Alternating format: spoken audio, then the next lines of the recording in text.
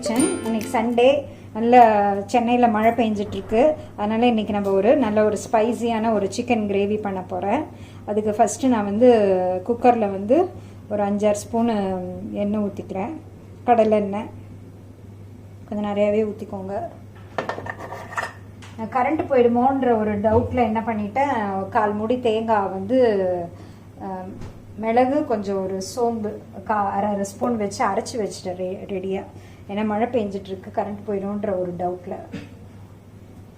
எண்ணெய் காஞ்சோன்னே ஒரு 3 பட்டை, ஒரு 3 கிராம்பு எடுத்து வச்சுருக்கேன், அதை சேர்த்துக்கலாம்.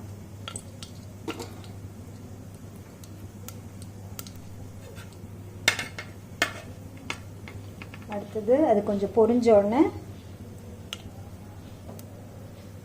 கிராம்பு கொஞ்சம் பொரியணும். 2 பெரிய வெங்காயம் பொடியாக கட் பண்ணி வச்சுருக்கேன், அதை சேர்த்துக்கலாம். சேர்த்துட்டு நல்லா வதக்கி விட்டுடலாம். ப்ரௌன் கலர் ஆகிற வரைக்கும் வதக்கிக்கலாம். இதுலேயே ஒரு கொத்து கருவேப்பிலை.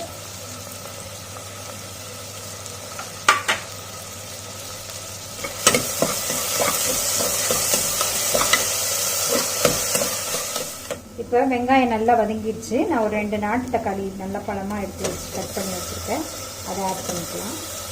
அதையும் நல்லா வதக்கி விட்டுருங்க.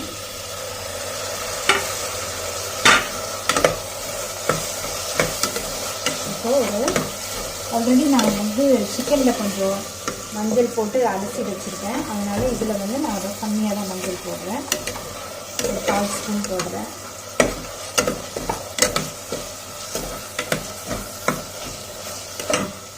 ஒரு ஸ்பூன் கல் உப்பு. இப்போ ஒரு 1.5 ஸ்பூன் நான் இஞ்சி பூண்டு பேஸ்ட் போட்டுக்கிறேன். போட்டு கொஞ்சம் வதங்கினோன்னே இதில் சிக்கன் போட்டு வதக்கிடலாம். நம்ம இப்போ சிக்கன் போட்டுறேன். நான் போன்லெஸ்ஸாக இருக்கனால சீக்கிரமாக வெந்துடாது. இந்த வெங்காய தக்காளியோட நல்லா வதக்கி விட்டுடலாம். இப்போ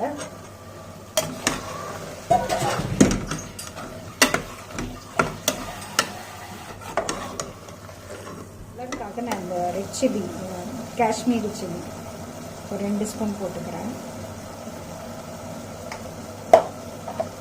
கலந்தத்தூள், மிளகாத்தூள், தனியாத்தூள் அது ஒரு 3 ஸ்பூன் போட்டுக்கிறேன்.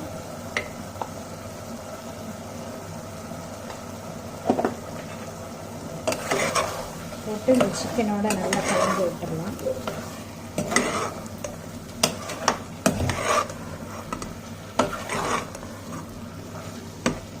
கலர் பாருங்க, இப்பயே நல்ல ரெட்டிஷாக வந்திருக்கு. காஷ்மீரி சில்லி போட்டாலே நல்லா, அது அவ்வளோ காரம் இருக்காது, ஆனால் நல்ல கலர் கொடுக்கும் நம்மளோட டிஷ்ஷுக்கு.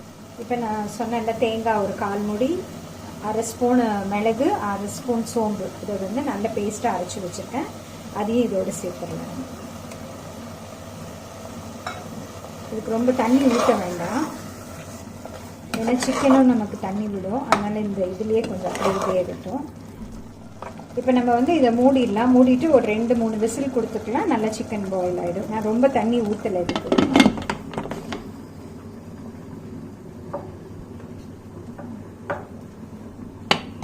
இப்போ 3 விசில் கொடுத்து நான் ஆஃப் பண்ணியிருந்தேன். இப்போ திறந்து பார்க்கலாம் நம்மளோட சிக்கன் எப்படி வெந்திருக்குன்னு. வாவ், சூப்பராக இருக்குது. இப்போ ஒரு நான்ஸ்டிக் பேனில் இதை ட்ரான்ஸ்ஃபர் பண்ணிக்க போகிறேன். ட்ரான்ஸ்ஃபர் பண்ணிட்டு கொஞ்சம் அப்படியே நல்ல ஒரு கலர் கொஞ்சம் சேஞ்ச் ஆகணும்னு இறக்கிடலாம்.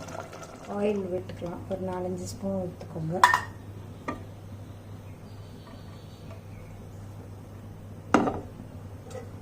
இப்போ நம்ம இந்த சிக்கனை என்ன பண்ணலாம், கொஞ்சம் ஆயில் சுட்டோன்னே இந்த சிக்கன் எடுத்து போட்டுடலாம். இந்த சிக்கனை இதில் சேர்த்து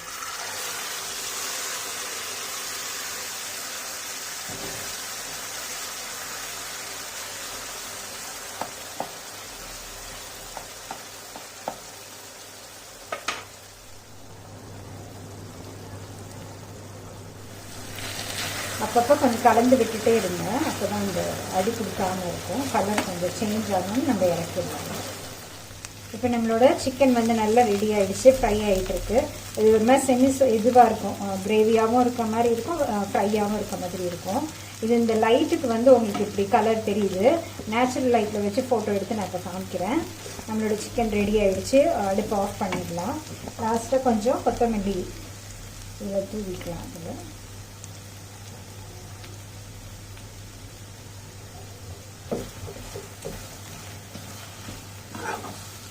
இதே மாதிரி ட்ரை பண்ணி பாருங்கள். ட்ரை பண்ணி பார்த்துட்டு உங்களோட கமெண்ட்ஸ் அண்ட் ஃபீட்பேக் கொடுங்க.